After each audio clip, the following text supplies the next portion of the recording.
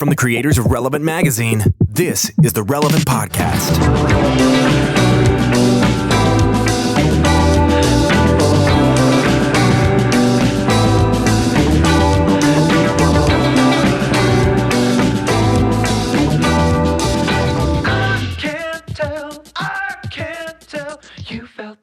It's Friday, February 6th. The year is 2020. You're listening to the Relevant Podcast. I'm your host, Tyler Huckabee. I'm coming to you from Nashville, Tennessee. Down there in Orlando, Florida, he had a big day yesterday. He was in charge of making sure that the Democrats got the impeachment vote, our political operative. I haven't checked the news yet, but I trust the process entirely to his hands. Our illustrious producer. Chandler has moved on from app development for the Iowa caucuses to his next successful venture. Chandler, excited you're here today. Succeeding upwards, our illustrious producer, Chandler Strang. Meanwhile, up there in Loveland, Virginia, we're always happy to have our friend, the apolitical Jesse That's right. Carey. I've done the least political thing I could do this morning and just sat down and watched a bipartisan, lovely demonstration of Christian values at the National Prayer Breakfast. So I'm ready to go. I am ready to go. Overflowing with love and goodwill towards people on all sides of the aisle. All sides. And making her Relevant Podcast debut today. We're very excited to welcome to the show for the first time from Grand Rapids, Michigan. She's the author of Humankind, How Reclaiming Human Worth and Embracing Radical Kindness Will Bring Us Back Together. Please welcome Ashlee Eiland to the podcast. Hi, Ashlee. Hello, gentlemen and everybody. So glad to be with you. I'm doing great. My goodness, this is very exciting. We also feel it feels way riskier to me when we have somebody on the podcast who's brand new, because I feel like we have to be on a really good behavior. Please don't do that. We're already family. I can feel it. I think so. Ashlee, you have a new book that is coming out. Yes. That is available for pre-order right now.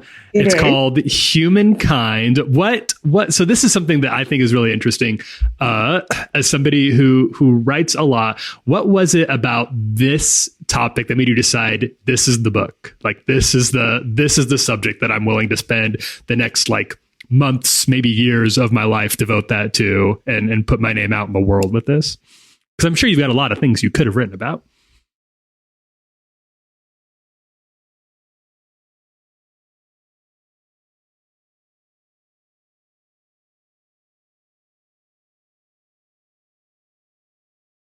I mean, not to be morbid or anything, but at the end of your life, what you want, the legacy and the imprint you want to make on your surroundings, your environment, the people around you. So we're entering into a landscape. I mean, it's been 2 years in the making where we're just getting more divided, it seems. Mm-hmm. And that reality can seem really daunting. And I said, with words, how can we encourage people to take a scale back from this macro level view of issues and policy and politics and really re-engage people? And that requires a level of depth and bravery that I think a lot of people have disconnected from. And I wanted to try and capture that with words. And what better way to do that than with the idea of kindness and reclaiming that for our society? It seems like we've kind of lost a little bit of that, and I'm trying to reclaim it. Now, before we got rolling, we were chit-chatting, and I have been privileged enough to have had your book in my possession for several weeks now. I've been very much enjoying it. Like, I have just the nature of kind of the job. I tend to get a lot of books sent to me before they come out to kind of check out. And I have like a couple of stacks, and they go from ones that I will get to maybe we'll see if I get to like the hot list reading stack. And this has been on the top of this for a while because, I was telling you beforehand that I don't know if I can remember a book that I feel like is more timely in the sense that not only is there a market void for a book about the power of kindness, I feel like there's a real spiritual void for it. Like I was kind of lightheartedly joking, and I don't want to be like overly partisan, but I wanted to use this as an example of what I feel like shows why this is needed. we're recording this, an hour after the National Prayer Breakfast in Washington, D.C. concluded, which is generally a time where lawmakers kind of come together and have the politics do become involved, but it's largely seen as a time to pray for the country. And the speaker there this morning was Arthur Brooks, and he has just written a book called Love Your Enemies, How Decent People Can Save America from the Culture of Contempt. And he spoke on that topic. But when the president took the stage, the first thing he said is, Arthur, I don't know if I agree with you. So even this idea of loving your enemies, right, it isn't safe at a place like the National Prayer Breakfast. Now, people can read into the partisan implications of that all they want. My point wasn't to make a partisan one, but a cultural and social one. There seems to be this mindset right now that kindness is for losers and aggressive insults are for winners. Yes. How can your book combat that idea? Right. Yeah. Kindness. I mean, who's the first person you think of when you think of kindness? I always thought of Mr. Rogers. Yeah. Mm-hmm. Sure. And his shoes are cool again to wear because they've come full circle. Vans. Right. Yeah. But classically, kindness has been associated with weakness. And I actually think the bravest thing you can do, the kindest thing you can do, is take a close, intimate look at your own story to see what each of us has picked up along the way to make us who we are, and to build empathy for our own stories, and then to extend that empathy to other people. That takes time, that takes courage, that takes patience. And the kind of discourse we're seeing right now is quick fire. It's quick shots. It's behind a screen. There's very little humanity to it. So I actually think engaging kindness in our stories and with other people and other people's stories is harder. And it actually requires more of us than what we're currently seeing, even at something like the National Prayer Breakfast. Now, I'm glad you mentioned the idea of our stories, because your story plays a big part in your book and kind of the framing of some of the big ideas in it, in kindness. Ashlee, if you wouldn't mind, I don't want to give too much of the book away. People need to read it in its entirety for themselves because it's really powerful. But if you could just kind of briefly explain how your own story has informed your views on these ideas. Sure. My story, like all of ours, is an interesting one because I grew up in a big city. I grew up in Houston, Texas. So I consider that Southern. Some people might disagree with me. My husband doesn't think I'm actually Southern, whatever. Like Southwest, Southern, yeah. I don't feel qualified to weigh in. Yeah. If you say Southern, I trust your judgment. Yeah. You're from there. You get to make a little bit of a twang sometimes. But the cool thing about Houston, it's really culturally, ethnically diverse. But I found myself operating in these different environments that really teased out different pieces of who I was. And it was really confusing for a long time. So, for example, I went to an all-girls Catholic private high school, and actually was at that school from kindergarten through 12th grade. Oh, wow. But then I drive to the other side of the city to run AAU track and field, like club track and field, with an mostly black team. And so I felt in some environments like I was the token black girl, when the new hip hop songs came out or the new dance moves, people would look to me like I knew all the black things. Yeah. Right. But then on the other side of town, people would ask questions like, why do you talk like that? And it was really a confusing dichotomy, a confusing fence to have to straddle, because I felt like, one, who am I really?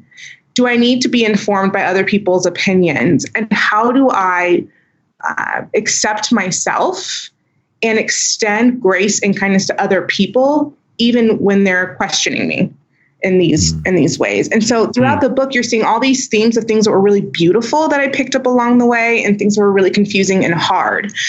Like, what role does humiliation play in our stories? The times that you and I have been humiliated, what did that form in us? And how does that inform how we relate to other people. It absolutely has an impact, but we have to be able to look at it. And I think there's no better way to do that than through the power of story. And this book was an opportunity for me to look at my own. Why do you think it is that we are in because in the book you talk about this concept of like radical kindness, and to a degree kindness has become a radical concept, and I think it'd be easy. The easy thing to do would be to blame a single person or a single thing and say like, well, we have, the most powerful person in the country constantly spewing, values that are counter to these on Twitter, like just kind of objectively, like, again, not trying to be partisan. And in return, people return vitriol with vitriol, and there's sort of this cycle. But I feel like that's probably the easy answer, right? It's like, those things are elected officials or are, the general social discourse that we see happening on social media are probably symptoms of something much deeper than the outcomes of an election or how a social media site algorithm bumps things that are more hostile to the front of the queue. So there's got to be some sort of underlying spiritual issue that those things are symptoms of. Why do you think that the ideas that you present in this book about radical kindness are so radical? What do you think has happened socially where we've turned away from it so hard? Yeah. These ideas, I really look to a text like Ephesians 4, where Paul is talking about unity and maturity in the body of Christ. I think our current cultural context is more about what we're against than what we're for. And this kind of idea around kindness is really a rallying cry for unity. And that's hard. It's hard to say right now, what are we for together? How are we, again, rallying around something we actually believe in?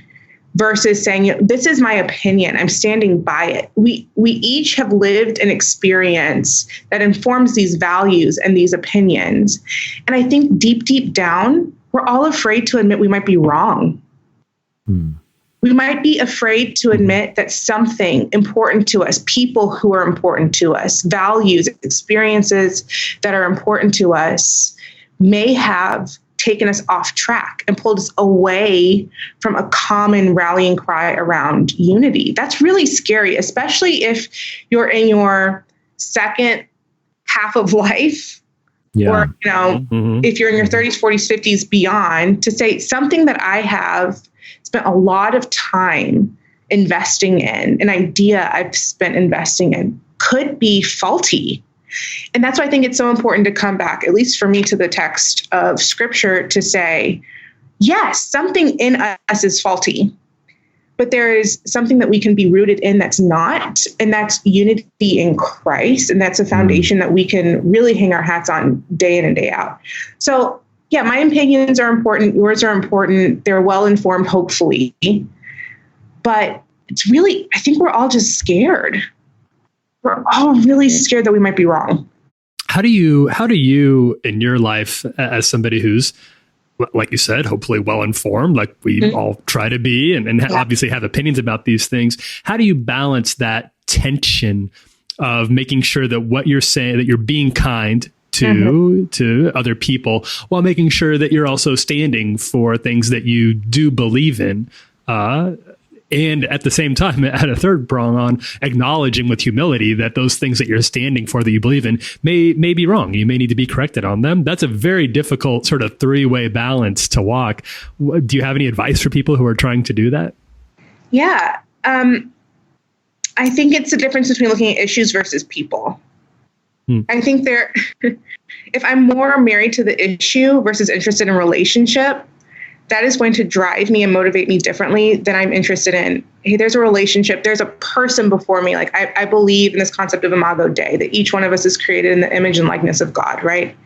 If that's true, then even the person who's on the extreme opposite end of a spectrum still has some very good embedded in him or her. To acknowledge that is huge. because it rehumanizes every single person. And so when you're actually engaging in an issue, my friend and brother, AJ Sherrill, he says, it's not just about the position or the policy, it's also about the posture. I've had some really hard conversations with folks, who are dear friends of mine. We will never agree potentially on a certain policy or issue, but that's okay because the relationship is more important to me than the issue. Now it informs how I relate to people, obviously, like the issues that we care about inform how we treat people and what we spend our time and energy on. But ultimately, if we're after unity, especially for those of us who are in Christ, we have to admit that our own ideas and opinions are faulty by nature because we are faulty as humans by nature. Sure. Yeah, and there has to be something greater that we are rallying around, and that should inform our postures.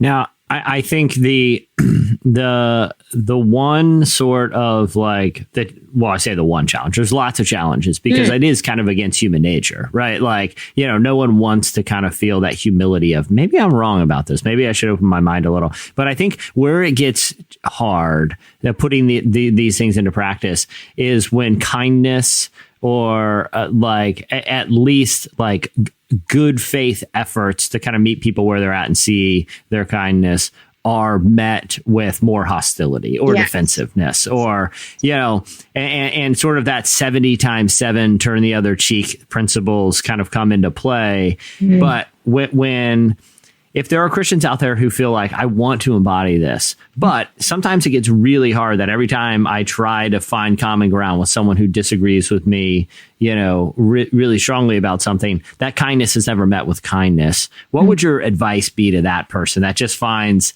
like, I'm trying this, but man, at some point I just want to be like, you know what, forget it. You guys, like what would your advice be to someone who's like, I'm just having trouble and I need sort of an extra measure of grace to be able to live this way? All right. 3 things come to mind. One, and I'm a very tactile, I'm a very practical person in the way I process these things. So I'd say grab a pen and write out, what are you looking for from that person? In that exchange, I often wonder, am I actually looking for this person to accept me? Am I actually looking for this person to validate me somehow? What's most important in this exchange? Because the what's most important will inform if I'm willing to re-engage over and over and over again. If I'm looking to be accepted by this person, then if he or she claps back with some hostility or some sarcasm, then that's going to sting and potentially bench me from the things that I feel really invested in. But secondly, I'd say find people who are for you, who can remind you of who you are, that are people that you can go back to again and again, and no matter who you've encountered in the scope of that journey, they're the people you can go back to and say, hey, remind me of who I am. Remind me of who I am in Christ. Remind me of why I'm here. Remind me of why we're in this together. And that might be a really small group of people. But in order for us to have the fuel to be out in the world and be proximate to others who we may not know or engage with on a regular basis, like I'd say you can't be doing that work alone. You have to have people to fall back on and to remind you of truly who you are. And third, I'd say the continual practice of being rejected is actually really good for us. I think there's really good formative work in that. I think it's formational. Because especially for those of us who follow Christ, we weren't promised an easy road. Like that wasn't promised. The claim was, in this world, you will have trouble, but take heart. So I actually think it's a call to be formed really practically in hope, that what we're seeing and what we're experiencing isn't all there is, that there's something beyond. And yet we are still invited to participate. And I actually think that gives us the humility we need to be the kind of people that move forward in kindness and unity. So it is infuriating. I'd say press pause on like the social media engagement I'd say if social media is the first place you're going to take out all your frustrations about humanity, then maybe find a different way to process or be a buffer, you know? Yeah. Maybe you couldn't pick a worse place in the world to be looking for. Maybe go to one of those insane and also dangerous axe throwing bars that are just popping up in cities around the country. Have you been? Yeah. Axe throwing is amazing. I also like foaling. Have you been foaling? It's football bowling. What? Oh no! I've never heard of that. This is. Okay, I've never heard of this. All right, pause the book. I do want to heard of this. Real quick, the book is Humankind. It's out on April 7th. Everyone should check it out on Amazon. Seriously, it's super impactful, really challenging, and we will plug it again later in the show as a reminder to everyone. But Ashlee, you have sparked our interest in foaling, and I feel a need taking this podcast to a new direction. Before we move on to later in the show. Foaling, this could be a book. This could be a revolutionary idea. You know, it could. The book title could just be foaling, a sweet sport you've never heard of, but now you know. Exactly. What is it? How does it work? It works. Okay, so let's say there were 4 of us who decided that we needed to disengage from all the news media and all our news feeds, and we actually wanted to be in relationship with each other. So we go to the foaling place. 2 of us stand on one side, 2 on the other, and it's set up like almost like if you were playing bags. They set up bowling pins just like they would in a bowling alley on these boards, and then each team has a football, and you are on the same team with the person on your side of the court. Okay. So you take turns throwing a football back and forth, and you're trying to hit as many pins as possible. And the first, it's way more simple. It's way more simple than actual bowling because it's just whoever gets all the pins first wins that round. Okay. It's actually harder than you think. Like you think 10 pins, I'm going to hit something. But then when it's down to like the split, split that's when it gets real. And that's when you're tested and tried. Okay. Well, you have just sparked an idea in me, Ashlee. Awesome. Because you spent a lot of time in the Chicago area. I did. And I want to talk about 2 close personal friends who I believe are also close personal friends of yours. Yes. And those 2 individuals are Steve Carter. Yes. So you know Steve, you've worked with Steve a lot. Steve is a good friend of both mine and yours. And do you know Sam Acho at all? I do. I've met him. We don't kick it, but yes, Sam is amazing. Okay. Gotcha. So Sam is amazing, as is Steve, and the 3 of us, Steve, Sam, and myself, we did a podcast a few years ago called Relevant is Doing a Sports Podcast. You know, Sam is an NFL athlete, tremendously insightful, not just about football, but, you know, he was like a scholar. You know, Sam, I saw him on the NFL Network one morning. He was like on Good Morning Football, and they had him repeating long soliloquies from Chaucer poems from memory, right? Like Sam is like a brilliant dude about all subjects. Yes. And as is Steve. And so we did this podcast and we stopped doing it after probably maybe 15 under our belt. We had a really good time doing it, but we just couldn't make a new season happen. I got a text this week and it was from Steve. And me and Steve, we still text from time to time. And he said, "Hey, I just want to let you know, I've recorded another podcast with Sam, and it's a sports podcast. We're launching a new one. And this is how hard and how high they have leveled up, okay, from the first podcast. It used to be me, Steve, and Sam Acha.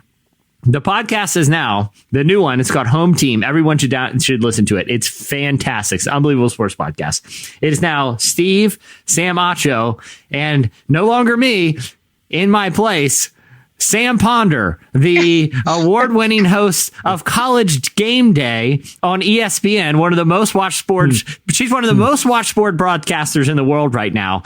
And so it is a very nice level up for them. I congratulate them and I encourage people to download it. I tweeted it. But here's what I'm suggesting, Ashlee. Okay. You know these guys really well, right? And, they're in Chicago. I think we should make some Chicago thing happen. And we need to get name the sport again. It's called Foaling. Football. Cool. And I think just as a good-natured kind of, hey, welcome back to the podcast beat. We want to keep you guys in your place. We're going to beat you at foaling and have a foaling competition. The three of us versus the three of them. How confident do you feel knowing that Sam played in the actual NFL? Here's what you need to know, Jesse. Okay. Little known fact. I played powder puff back in the day. Oh, okay. Oh, game changer. Yeah, and I really feel confident now in my arm. I've been really practicing, been lifting. And I think we could do this.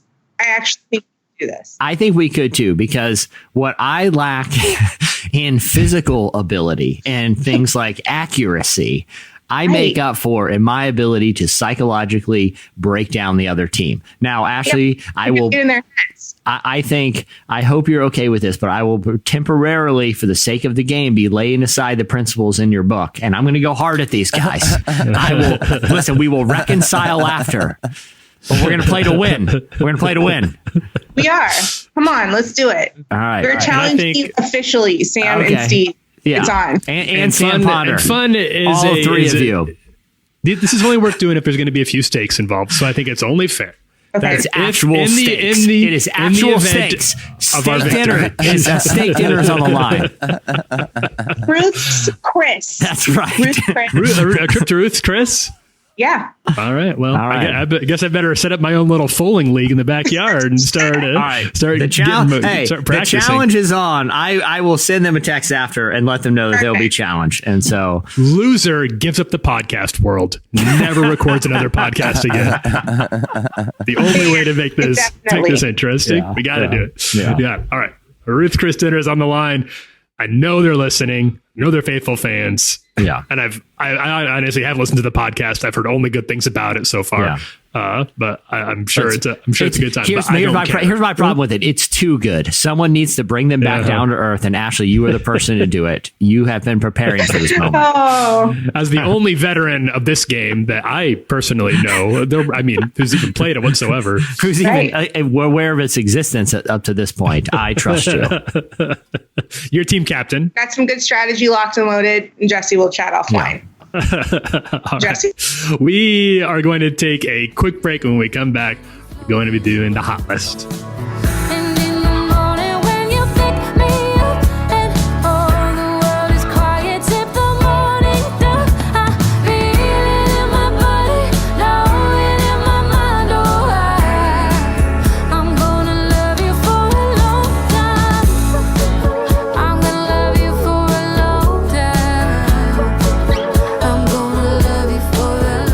You're listening to Love You for a Long Time by Maggie Rogers. She wrote that about her enemies.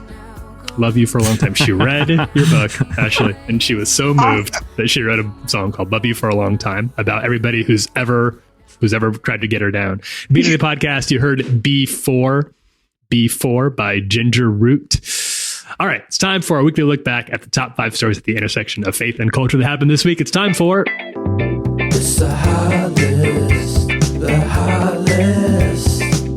It's sizzling. Yeah, and real quick, I want to tell you that this week's Hot List is brought to you by our church leadership podcast called Called. We just launched season 2. It's off to an incredible start. Listen, if you are in church leadership, if you know someone in church leadership, or honestly, if you just go to a church and want to have a greater perspective on what it takes to be an effective leader, this is an incredible podcast. And we are so fortunate to have so many interesting and diverse voices that are involved in different capacities of the church speaking into these episodes. And so just for kind of a preview of like what people are in for when they download Called, we've had episodes, we've had Darius Daniels on talking about protecting marriages in ministry. We've had John Mark Comer on talking about soul care and the importance of, mental health for people in ministry. We've had Banning Leapshire talk about the art of the sermon. Kim Walker-Smith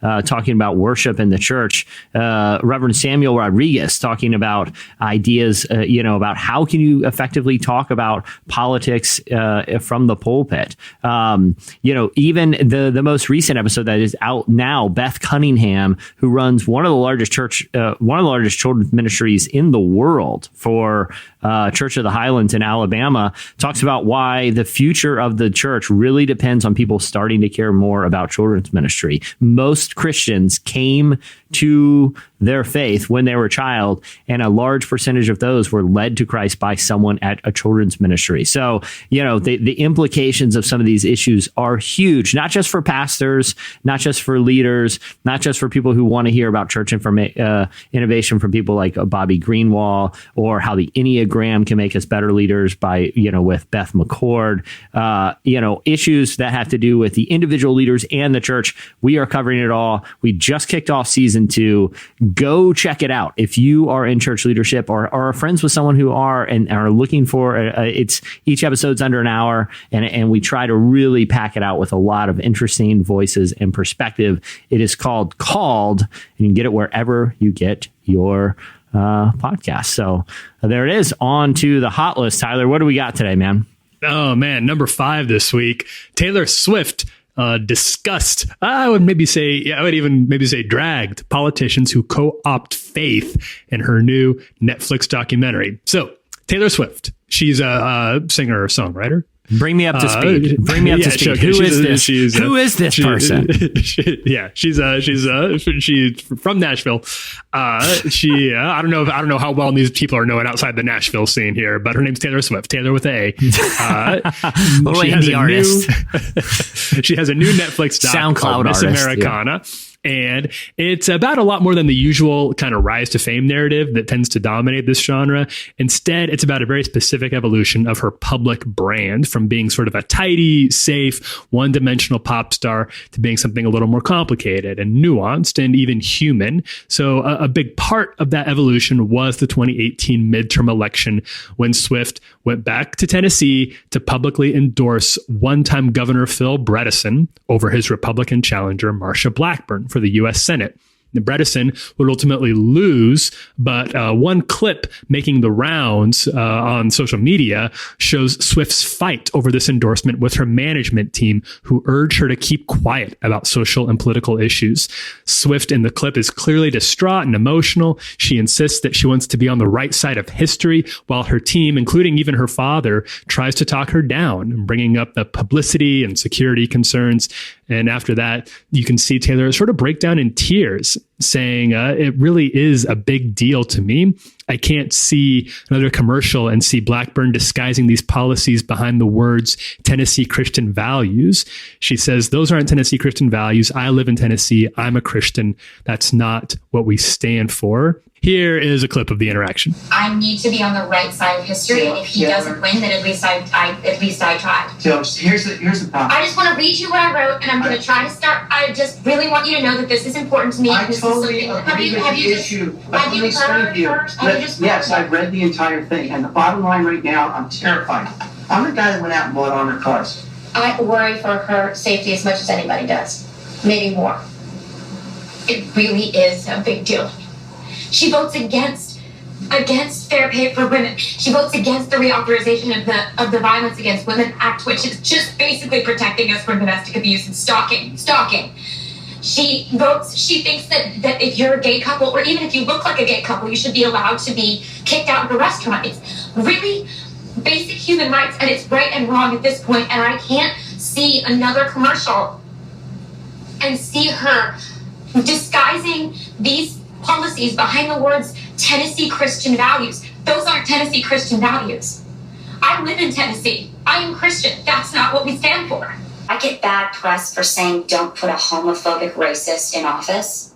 Then I get bad press for that. I think there's a lot to respond to in that clip. And I think, obviously, Taylor Swift is someone who probably has some pretty nuanced political opinions on a variety of issues that people who are also Christians may not agree with, right? Like, we can just, I think it's probably pretty safe to assume, that about anyone, that, when it comes to particular social and economic issues, Christians are going to take a different stand and believe that they are right for doing that. And so, but what I do feel like is interesting about this clip is it is someone wrestling with how they should publicly express their convictions when they feel like those convictions align with their faith values. Like I said, even if those convictions are ones that not all Christians would come out on the same side of, I feel like what makes it so interesting is she is having sort of this internal conflict, which turns into an external conflict with her team.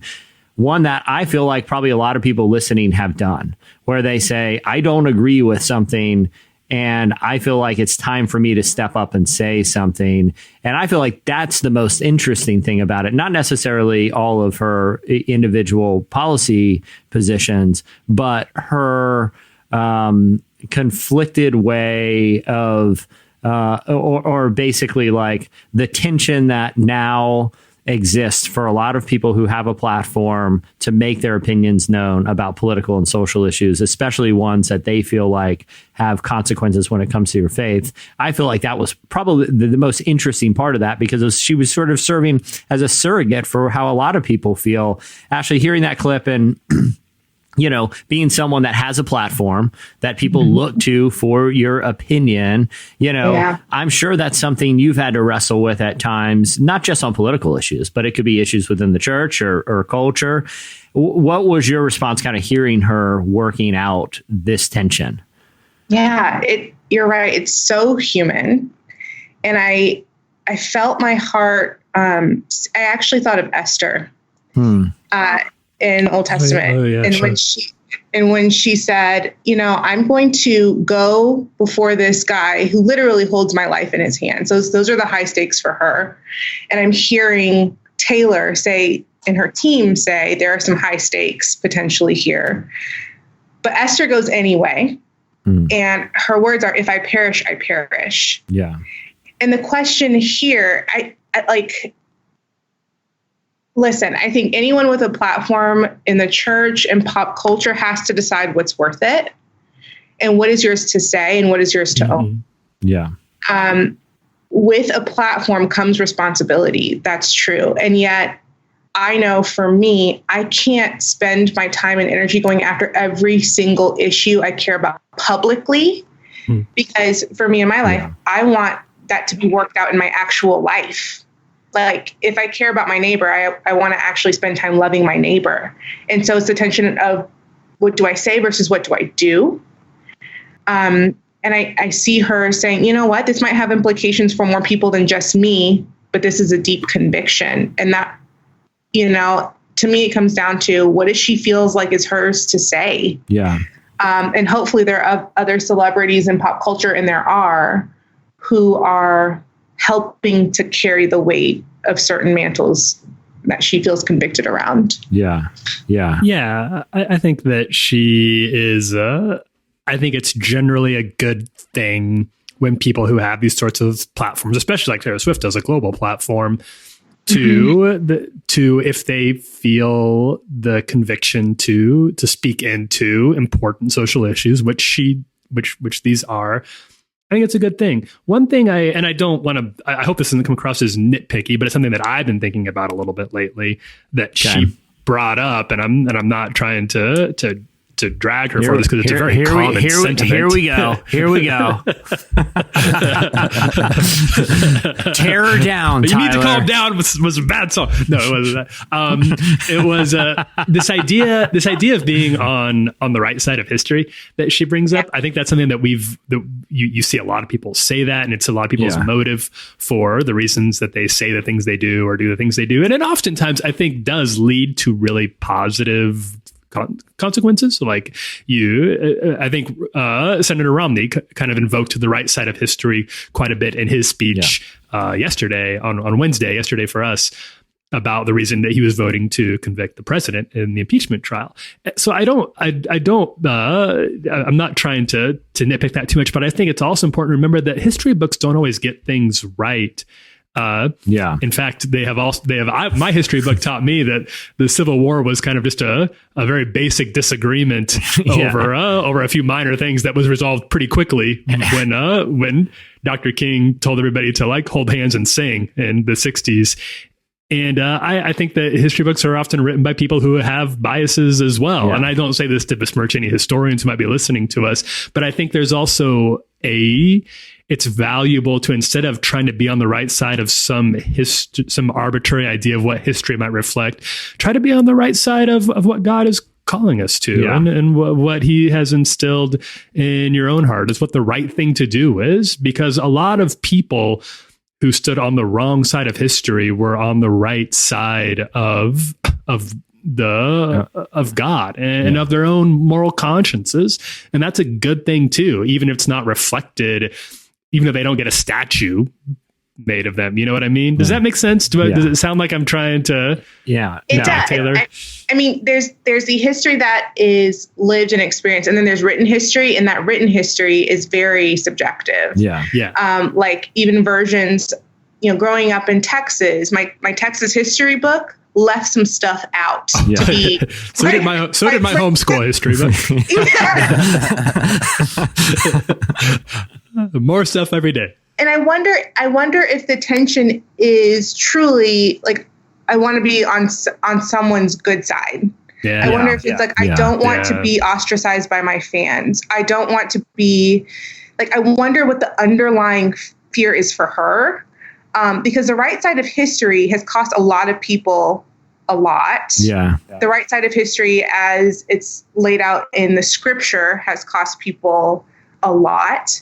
And I'd say, I'm more interested not in like, is what I believe in actually matching up to what I'm reading if I'm a Christ follower in the text. In the context of how it was lived, spoken, and understood. Right. The right side of history thing is very Hamilton to me, and I love Hamilton. It's like, exactly. That's a good way. Yeah, that's a good prism. It's a good encapsulation of that mentality. And it might cost her some, but if she's very clear on what she's trying to accomplish by standing up for some of those policies and politics, and I'd say that's a brave thing to do. It goes back to the whole thing of what does it profit a person to gain the whole world but lose their soul, and that's why I am comfortable in coming out with lots of controversial issues that will put me eventually on the right side of history, including the fact that avocado toast is trash, and that Downtown Abbey is very boring. And I will be vindicated. I will be vindicated by history. History will smile on you, Jesse. Maybe not the avocado thing. Okay, number 4 this week. A new trailer dropped for Ben Affleck's new faith-inspired basketball movie. Jesse, I should just let you take this one. This has you written all over it. Do you want to roll with this one? There's no polite way to say this. You wouldn't shut up about this movie. I shoehorned this in. Actually, usually all of them are like have that real like discussion element, just like we had just now. Like, obviously this is a story we got to talk about. It's pop culture. It's Christianity.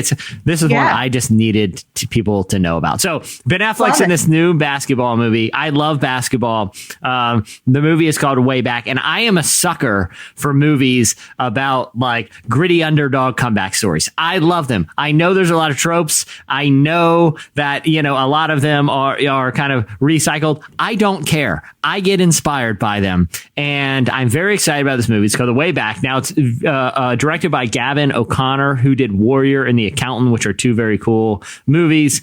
So it's in good hands.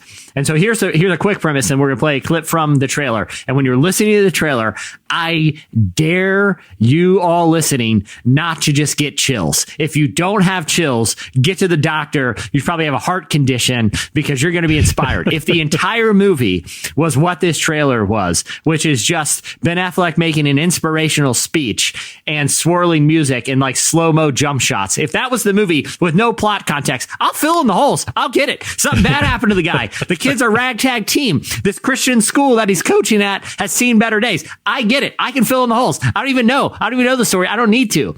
So the movie tells the story of this guy who was a former breakout high school basketball star. He suffered some loss in his life. Something really bad happened. We don't know. And he's bottom out. He's an alcoholic and he's struggling with any sort of recovery. He gets a call from his old Christian school that says, hey, we need a basketball coach. And will you be the guy? You are a star. And he sees it as an opportunity for some means of redemption. He's hard around the edges. And by golly, he doesn't have the most gifted athletic team in the world, but they got heart. Let's hear a portion of his speech from this new trailer for The Way Back, which dropped this week. Chandler, fired up for us. I got a feeling this team is not as bad as its record. We have to trust each other. We have to have faith. I just want you to be happy again, but you kind of want it too. Don't underestimate the impact you can have on them. Jesse, your description is so... Just nod. I want to hear your voice. Yes or no? Yes, coach. You're nervous. I get it. Truth is, they're more talented than you. Probably got a better coach. But I promise you, they are not a better team. Because they haven't been through what we've been through. They don't know adversity. They don't know what it's like to get knocked down, to have to get back up again.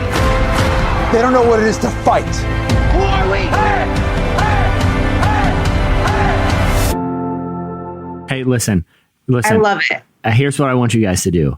I want you to take that clip and just play it over and over again. And I want you to think about Sam, Steve, and Sam Ponder standing across from us at the Foaling place. Okay. And I will be looking at you guys. I'll be like, they might be better players than us. They sure as heck have a better coach, but they are not a better team. They don't know the adversity. And I'm looking at them while screaming this at the Foaling place. And everyone's like, hey, you need to calm down, pro. We're going to need to toss you out of here. No one will say that. Everyone's going to be cheering. Raucous applause. Yeah. I am pumped for this movie, and I know I shoehorned it on here, but guys, come on. You heard that speech. It's not shoehorned. It's not shoehorned. The hot list is it's a wide, we're an inclusive hot list. You know what? It evokes like a new low Coach Carter for me. Like I'm so excited to see it because it feels like the 2020 version of like what Coach Carter was all those years ago. And I'm like ready for it. Like there's no Samuel L., right? There's no Samuel Jackson. This one. No. But Ben Affleck, I watched that trailer, you guys, and I was like, this is going to, I think it's going to intersect like the basketball love for a lot of people and also the brokenness in Ben. Like they're going to look at Ben and be like, you know what? There's something in parents and me and that people are just going to resonate with. And I'm excited for it. Yeah. It's a little cheesy, I think, but I'm there for it. I'm going to watch. I would have more concerns about his cheesiness if it wasn't Gavin O'Connor, because I feel like Warrior and the Accountant, you could also say like, on paper, I did like Warrior. On paper, you could say, like a fighting movie. This is just gonna be kind of a Rocky thing. I feel like he takes an interesting angle. So it's called The Way Back. We're excited about it. And particularly me, I've been listening to that on a loop as I think about Sam, and Steve. So Tyler, what else we got, man? Number 3 this week. So New York Life's Super Bowl ad broke down the 4 types of love, C.S. Lewis style. This was interesting. Maybe you caught this at your Super Bowl parties. It set off my old youth group flags when this ad came on. So I had to do a little bit of research on it, and turns out I was right. Some viewers may have recognized some of the lessons from New York Life's ad, which featured a crash course in the 4 Greek words for love, famously written about by C.S. Lewis in his classic The Four Loves. Over a gentle montage of friends and lovers, Tessa Thompson breaks down Philia, which is love between friends, Storge, which is familial love, Eros, which is romantic love, and Agape, which is love in action. As exorbitant advertising for a for-profit insurance company goes, you could do a lot worse than an ad like this. So here is a clip of that ad in case you missed it. The ancient Greeks had 4 words for love.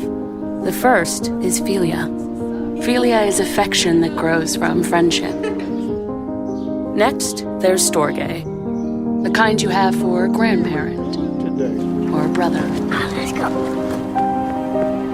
Third, there's Eros, the uncontrollable urge to say, I love you. The fourth kind of love is different. It's the most admirable. It's called agape. Love has an action. This is good. It takes courage, sacrifice, strength. Okay. For 175 years, we've been helping people act on their love. Yeah. Then they get into the sales pitch. We get it. Yeah. That's where things kind of fall apart. Yeah, I'm more fascinated by the ad agency, because a Super Bowl ad costs like $5 million or something, right? Mm-hmm. And so someone at New York Life was like, all right, got an idea for an ad. Got 1 to 2 ideas. 1, Kierkegaard on suffering. 2, C.S. Lewis on the 4 loves. And they're like, that's all you got? We got to go to, I guess, pick the Lewis one. Like, who is this ad guy? We're not doing the suffering thing. Yeah. Fresh from Bible study. What are your thoughts on an insurance ad using C.S. Lewis for their source material? You know what? I mean, here's the point. Like, we're talking about it, which which is great marketing. I was not that impressed with the catalog of Super Bowl commercials this year. Yeah. And so this one stood out to me against the backdrop of all the other flops, which is what you want to do anyway. But it was thoughtful and it was fresh and it was really refreshing, given that classically the Super Bowl ads that I remember, like the Budweisers, et cetera, usually go the humorous route. And this one kind of pulled on the heartstrings, which is what I think made it memorable. Yeah. There were some sweet moments. And like that little montage had some genuinely like kind of like like a lot of little awe moments. I do have sort of and people have noted the sort of disconnect when they go into the actual pitch over the fact that this is for an insurance company who you have to pay an awful lot of money for them to exercise any sort of love in action, which doesn't seem maybe like totally the heart of agape love. It's not as much of a stretch as if like another company had taken this approach. We at Bud Light, that's true. We at Bud Light Lime like to think about the words of G.K. Chesterton when he says, for 175 years, Flamin' Hot Cheetos has been there. The team at White Claw reflects on the words of the Prince of Preachers, Charles Spurgeon, when he says, "It's party time and it tastes like grapefruit." Tissue. The Charmin Bear reading the Four Loves. The Charmin's reading it, not Tess. On the John. Yeah, that's right. Yeah, so all things considered, I thought insurance, I mean, could have been worse. Could be worse. Could be worse for sure. Yeah. Number 2 this week. This was interesting. So Joaquin Phoenix's BAFTA speech was a pretty powerful call for diversity. So as expected, Joaquin Phoenix took home a Best Actor award from the BAFTAs for his performance in Joker. A little more surprising was the speech he gave in which he called out systemic racism in the industry with a lot more force and thoughtfulness than most actors usually do. Obviously, award shows aren't really strangers to calls for diversity, but Phoenix's speech really stands out from the rest of the sort of trite slogans and empty gestures you often see. He had a lot of thoughtful nuance and moral clarity and made it clear that this is something he's taken time to educate himself about, and he's recognized his own failings with regard to inclusivity in his industry. He said, quote, "This is not a self-righteous condemnation because I'm ashamed to say that I'm a part of the problem. I have not done everything in my power to make sure that the sets I work on are inclusive." But I think it's more than just have sets that are multicultural. I think that we have to do the hard work to truly understand systemic racism. I think that it is the obligation of the people that have created and perpetuate and benefit from a system of oppression to be the ones that dismantle it. So that's on us. Here is a clip of the rest of his speech. I feel very honored and privileged to be here tonight. BAFTAs have always been very supportive of my career, and I'm deeply appreciative. But I have to say that I also feel conflicted because so many of my fellow actors that are deserving don't have that same privilege. I think that we send a very clear message to people of color that you're not welcome here. I think that's the message that we're sending to people that have contributed so much to our medium and our industry and in ways that we benefit from. I don't think anybody wants a handout or preferential treatment, although that's what we give ourselves every year. I think that people just want to be acknowledged and appreciated and respected for their work. This is not a self-righteous condemnation, because I'm ashamed to say that I'm part of the problem. I have not done everything in my power to ensure that the sets I work on are inclusive, but I think that it's more than just having sets that are multicultural. I think that we have to really do the hard work to truly understand systemic racism.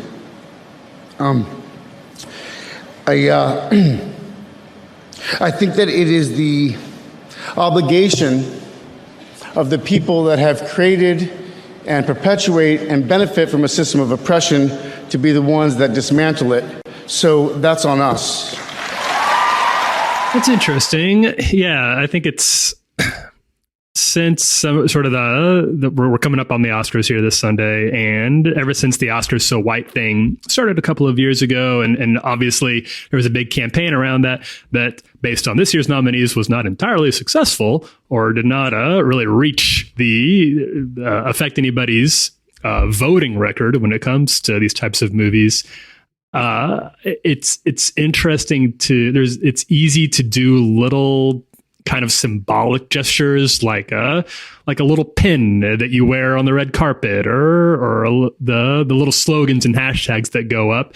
And I feel like this speech goes, at least as far as much as a speech can, as much as words can, seems to go a little bit deeper and take a little more realistic stock of what needs to change and the complicity that Phoenix himself says he's been involved in, and that's important. Yeah, this stood out for me because he included himself in the system. I think so often I hear people talk about the system as this nebulous idea, but really it's a network of people who are maintaining it. Yeah, so for him to include himself in this idea of, it's not just a system that exists outside of us. I'm included, you're included, everyone has a place in it. That was the powerful piece for me. I'll be interested to see going forward from his speech what he decides to change about his not just influence but authority in the realm of acting and cinematography.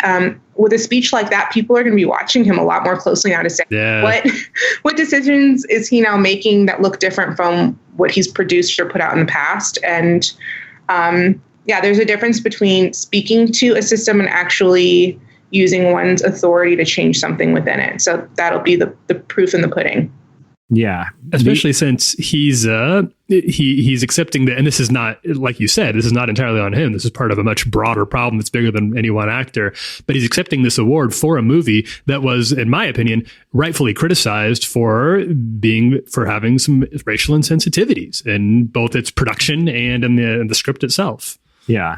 And two, accepting an award in a year where, this might not pertain to the BAFTAs, but certainly for the Oscars, Cynthia Erivo from Harriet was the only non-white person to be nominated in any of the acting categories. And in a year that had a ton of incredible performances, particularly, how does Lupita Nyong'o not get an Oscar for Us? That's not just one of the most stirring performances that, she literally was able to personify, privilege and disenfranchisement in the same actor portraying two different characters that they got two performances for the two Oscar-worthy performances for the price of one. And not only that, and they still didn't nominate her. A performance and a film that I feel like will age much, much better than a lot of the other things that were recognized. Certainly than Joker. Yeah, and that's just one example. But I think there are countless.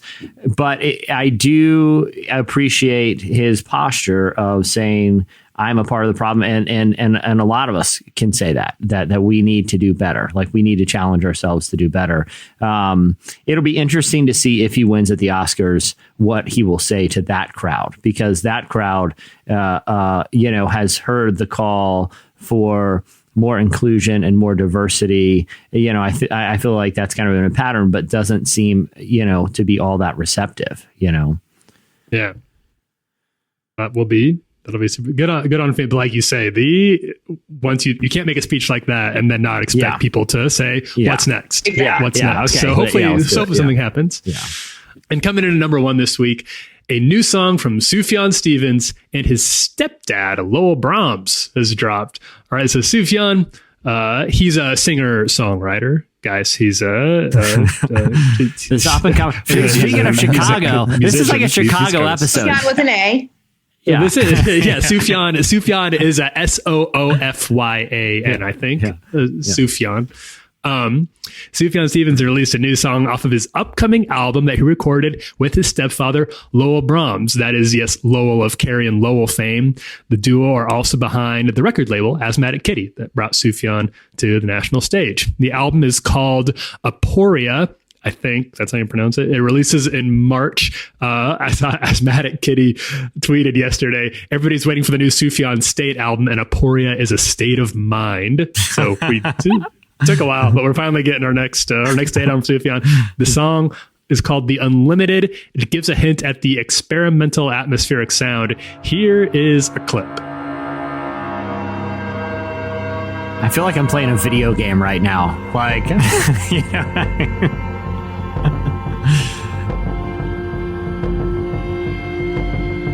Chandler, I'm just going to call it here. I think we've heard enough. We get the idea. Sufjan's doing a weird new album, and I'm not saying I'm not here for it. I listened to his catalog, and but this is a new direction for him.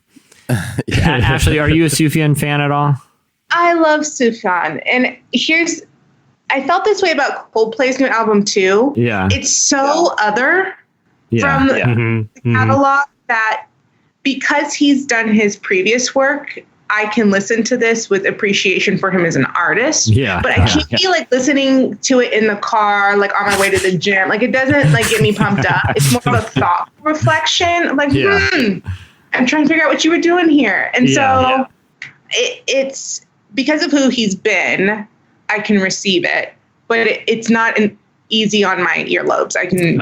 It's not like background music at the dinner party. No, I can't like start into this. Yeah. Being a Sufjan fan, which I am, I'm a big Sufjan fan, and Illinois came out when I was in the Chicago area. When I was living in Chicago, it was a very big I was like prime cool. demo. A white Christian teenager living in Chicago and Illinois drops. That's just like the cross. That's a Venn diagram. So I am a fan, but being a fan is kind of complicated with Sufjan. You have to be willing to buckle in for a lot of wild twists in the ride. All right, that'll do it for this week's. It's the hot list. The hot list. It's sizzling. We're gonna take a quick break. When we come back, Jarrett Stevens joins us. I know that you've been here. Hey, hey, hey, hey, hey, hey, hey. I know that you've been here. Hey, hey, hey, hey, hey, I know that you've been. You're listening to George. It's by Arlo Parks. But Jarrett Stevens is a writer and the pastor of Chicago's Soul City Church. He's also the author of the new book, Praying Through, Overcoming the Obstacles That Keep Us from God. Jesse, you recently got to speak with Jarrett about the book for our special Chicago episode of the Relevant Podcast. And he talked to you about what to do when praying gets tough. That's not something I can really relate to, but I understand that it's a lot of people's problem. Prayer must be difficult for some of you. So I'll just excuse myself from this one because prayer comes pretty easily. Yeah, I mean, me. As with most stuff with you, Tyler, you're just a natural. So for the struggling, you're just a natural. So for the struggling out there, yeah. Well, but and that is a good entry point, Tyler, because I wanted to, first off, ask Jarrett about why he wanted to write the book and, why a lot of people struggle with the idea of prayer. And here's what he said. Yeah, I think, the impetus of this book, the whole desire to write this book, came from two places. One is pastoral, in the sense that I've been in full-time ministry, like vocational ministry, for 40 years now. And, there's just countless conversations with folks or time with folks where they've never prayed before. We have a lot of folks that are part of our church at Soul City Church here in Chicago that are very new to faith and very new to all this stuff, right? So there's that. Then there's folks who've been at it for a long time who've just gotten stuck and like, what do I do? And I just don't feel it anymore. Like I just don't feel connected to God anymore. And then there's just time where we've been with people who are grieving and in a season of loss. And they're just like, I don't even know. I don't even want to talk to God. Like, and if I did, I don't even know what I would say, So there's been enough conversations pastorally, but then, like, to be honest, dude, there's far more personally for me, because I've been in a relationship with God for most of my life. And have had my own seasons, where I've been super connected to God and like, oh my gosh, this is awesome. And I'm God's favorite and, everything's going great. And then seasons where I wanted nothing to say to God at all. So it comes from really two places, both pastoral and personal. So I do kind of, relate to that. Sometimes praying is hard, Jarrett and I also talked about, a time in his life when he dealt with some tragedies and was dealing with grief and how, how to approach grief prayerfully. And just, when hard things happen in life, sometimes it's hard to pray. You know what I mean? Sometimes it's like, it's not what you. It's one of the hardest things. Yeah, it's so hard to know what to pray for. Things are bad. You want to reach out to God. That's prayer seems like the right thing to do, and even sometimes feels like kind of the natural thing to do to reach out to a higher power like that. But then what to actually ask for can be so tough. Yeah, and the subtitle of the book is "Overcoming the Obstacles That Keep Us from God," and I kind of want to dig into that a little because along with grief, there are other things that kind of do prevent us from connecting with God. That feels like, I think we've all kind of experienced the feeling of, it almost feels like you're talking to the ceiling, does God hear? Yeah. And so I wanted to ask Jarrett how he kind of defined those obstacles that, do prevent us sometimes from praying. As I kind of set out to write this book, one as a pastor, but also as a person, just as a person trying to have a relationship with God in this world, I started reading a ton on prayer and looking at what others were saying about prayer. And what I began to realize is that prayer is really, when it comes to having a relationship with God, it's essential, if not central. It's essential. It's hard to have, I've been married now for 24 years. It's hard to be in a marriage relationship with my wife without talking to her or acknowledging her. It just doesn't work. She doesn't go for it. Right. So same is true of prayer in my relationship with God. And what I began to see was, oh my gosh, it feels at times so complicated. It feels at times so, frustrating, or it feels at times so beyond us. And the truth of the matter is God is not the one who complicated prayer. We're the ones who've complicated prayer. We've just thrown all kinds of stuff on top of it, of comparison and acronyms and shame because we feel like we're not praying enough or we're not praying right. And so lots of times the obstacles that some of the ones I walk through in the book are just when you're new to prayer. When you're just starting out, that can feel like an obstacle. I don't know how to do this, right? But the truth is that everything you and I know how to do was new to us at some point. We're sitting here recording a podcast into microphones that we didn't own at one point. We didn't know how this technology works. We're on Skype. There was a point where you'd never used Skype before, And so rather than beating ourselves up for not knowing, you just got to remember, oh yeah, everything I know how to do is new at some point. Another one is when we don't hear from God. That's a big one, right? And yet we forget that what St. John of the Cross said. He said that silence is God's first language. God is incredibly comfortable with silence. So the invitation then, instead of seeing that as an obstacle when I don't hear from God, what if I could see that as an invitation, an opportunity? Can I be comfortable with silence? Can I just sit in silence with God without having to use words? And know that I am praying, I'm connecting with God by just sitting. And my practice is meditating in silence with God. That is a profound shift for me, right? Another one is we talked about a minute ago about grief. How do you connect to God when you are grieving? And I think for a lot of people, grief or when God doesn't answer a prayer, we don't hear God answering a prayer we want. Those are those times where our faith can either blow up. And I've seen that. I've seen that with friends that have grown up in the church, friends that were working for churches that just blew up their faith. So it can either blow up your faith or it can grow up your faith. Like, okay, if I'm walking through this loss and this grief, or God hasn't answered this prayer the way I wanted to, is this an invitation maybe to transformation? God has something else here for me than just what I wanted. And so that's a big one, walking through grief. Worry is a huge one. And we're living in an age of anxiety and significant mental health crisis. And so how do we actually take the things that we would meditate on? That's all worry is. It's just meditation in the wrong direction. That really, when I'm worried, all I'm doing is meditating on something and I'm thinking about it over and over and over again. So how can I redirect that to inviting God in versus just getting myself all worked up? So those are some of the ones. There's others in the book that I talk about, but I just kind of took from my life and from lives of people that I'm in a relationship with, where is it that we most often get stuck with God, and how can we maybe turn the gem a little bit, see it from a different angle and go, oh yeah, maybe this is actually an invitation to a new or a deeper or a more meaningful way of connecting with God. One of the things he mentioned there was silence. And, I'm talking to God, but it doesn't seem like he's talking back to me. That's a pretty big obstacle sometimes, And so I wanted to ask Jarrett about that in particular, just because that's one I'm always been kind of interested in. But the way he framed it about sometimes God is intentionally silent because silence and stillness are a part of his nature. And really, he might be teaching us in that silence. Here's how Jarrett explained it. I can just tell you from my life what I've experienced by embracing and even seeking out silence with God. It allows me to trust that everything is going to be okay with God. It may not be like I want. It may not be like I expect. It may not be like all my list of demands, that I have for God, but when I can stop for 5 minutes, wow, that seems like so easy. But dude, for me, 5 minutes, 10 minutes of just sitting in silence, no music, no words being said, no journal, none of that, just silence, quiet. What I'm doing is I'm just practicing what the Bible talks about in Psalm 46:10, where it just says, be still and know that I am God.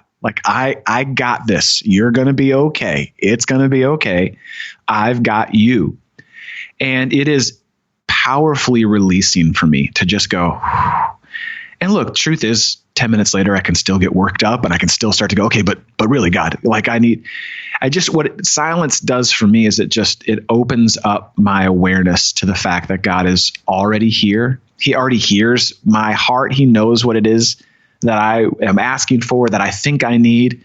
And it reminds me that he's already in control. I don't have to wake him up at the wheel and say, God, you better do something about this. It just helps settle things for me. So it is so counterintuitive for me to do it, but it has been so powerful for me to just stop and just trust, to attentively trust that God is in control. Tyler, I think the other thing that has always, I don't think I'm alone in this, that along with that idea of silence and what to do when you don't hear from God.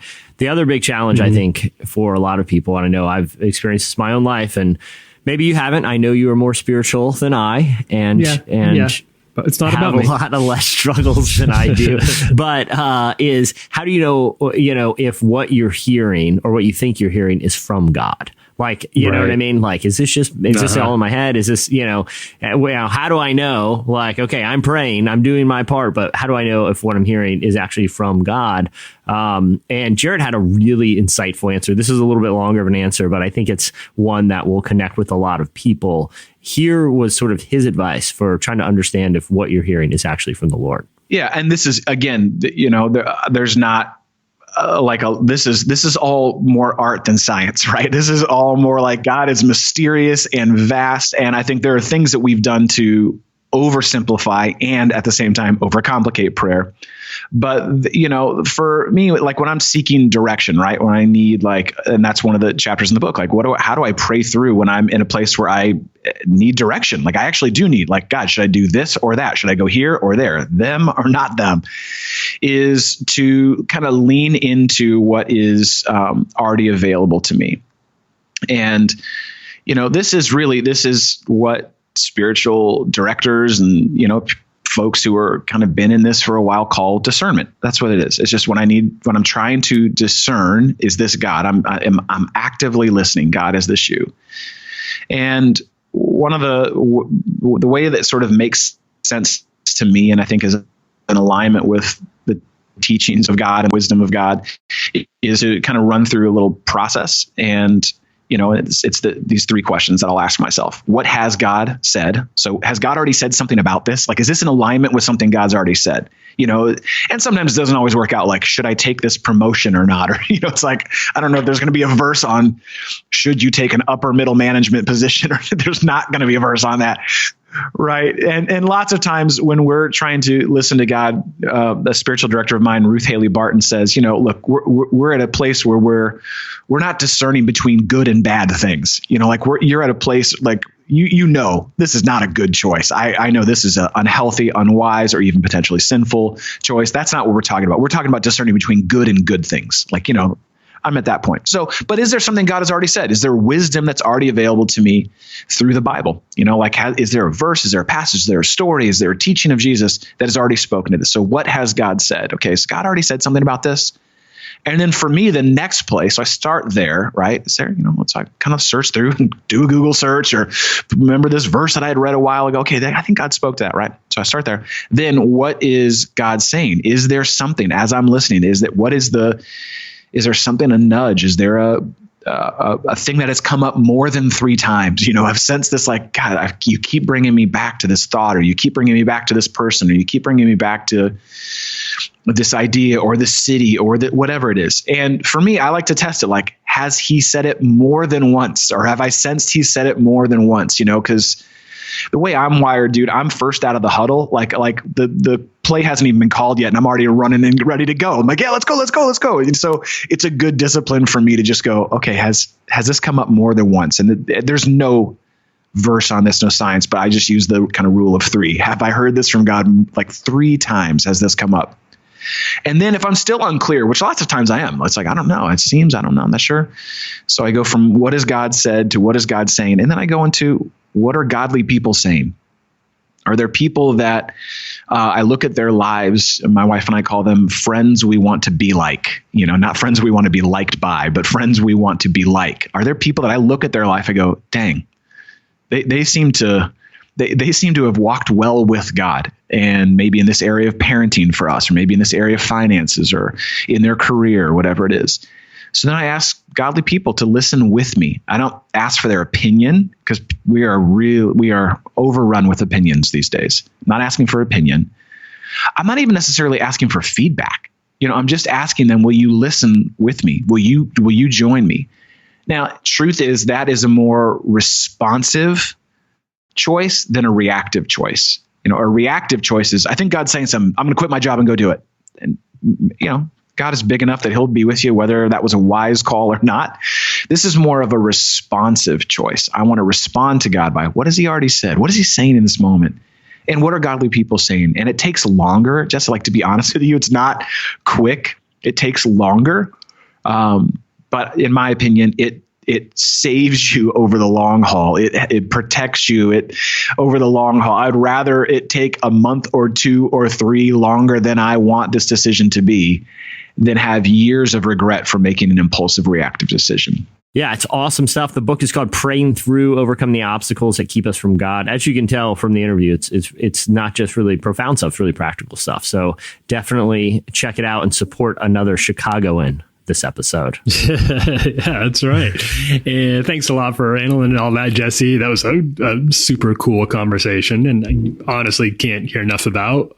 I don't think you can really hear enough about prayer and how to do it better, because it's something that it's fascinating.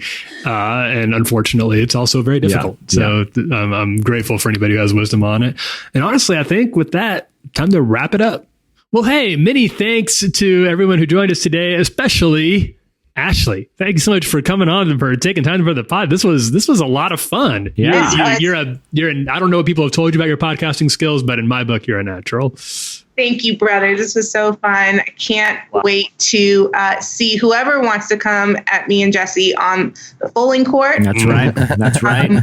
Taking contenders. So and no prisoners. I know that I'm not like no, I may not have what they call athletic ability. Yeah. Tyler, I may be. I'm sports blind is a good word for it. I don't know. I wouldn't know if I saw one. Let me just stop you there. Ashlee and I were meaning to have a little conversation with you. We were going to do it offline, not publicly where everyone's going to hear it, but we'll see about you being on the team. To be honest, what we happened to might that be speech, trying that inspiring speech about how they might be better than you. We might be trying out some you can be the ref. Yeah, exactly. You can be a ref, there's giftings that you have. It's like, Tyler, like if this was a church setting, parking lot ministry is ministry too. Someone's got to get those people in and out, right? Right now, Ashlee and I are targeting, there's a couple people. I got a feeler out to Mahomes. He just came off that big W. He's got a little time off. He might be interested. I can't turn it down. I just can't turn it down. Maybe I'll just see if Steve Carter wants a Fuller on his team. Hey, yeah, call him up. Yeah, I actually invite you. I invite you to join his team. Actually, that would help everyone. You can and should pre-order Ashlee's Humankind, How Reclaiming Worth and Embracing Radical Kindness Will Bring Us Back Together. You can also head over to our website, ashleeeiland.com, and follow her on Instagram at Ashlee Eiland. That's ASHLEE_EILAND, Ashlee Eiland. Ashlee, thanks so much. Thank you, guys. This was a blast. Thanks to Jarrett Stevens as well. His new book, Praying Through, Overcoming the Obstacles That Keep Us From God, is available now. And hey, while you're on our Apple Podcast page, make sure that you give us a positive review because of the positive experience that you had today. We may even read some of your reviews on a podcast. And with that, we'll wrap it up. I'm Tyler Huckabee. I'm Chandler String. I'm Jesse Carey. I'm Ashlee Eiland. Have a great weekend, everyone.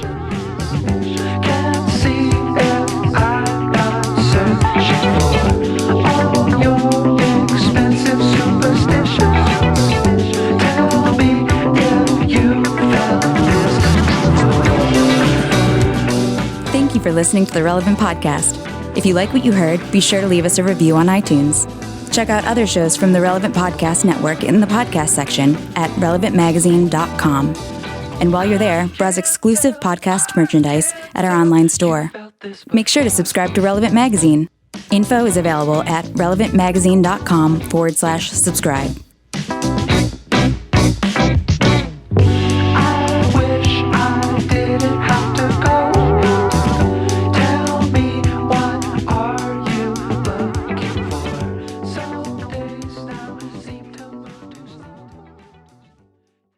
They sure as heck have a better coach, but they are not a better team. Relevant Podcast Network.